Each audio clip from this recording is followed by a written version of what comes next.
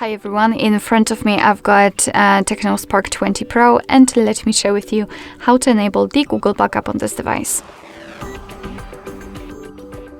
So let's start with entering the settings, and here we have to scroll down to find the system.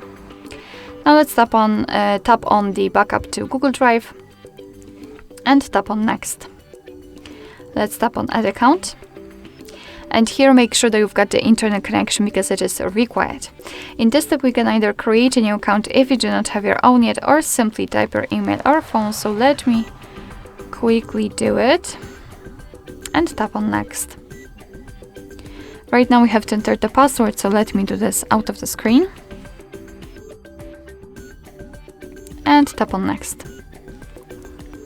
Here we've got Google Terms of Service and Privacy Policy, so of course we can read it, just tap on it and there you've got the info, and tap on I agree after reading. There we've got the shortcut of backup and storage info, so just tap on accept. And there we've got another backup section, so basically previously we should have the backup section where our device will show us what it will be actually backed up. So among others, a quick disclaimer and a quick shortcut of that. So you will have 15 gigabytes of the Google account. Actually you can see it here, to back up apps and apps data, call history, contacts, device settings and text messages. So here you can check the account storage, you can manage the storage, so for example remove some unnecessary files.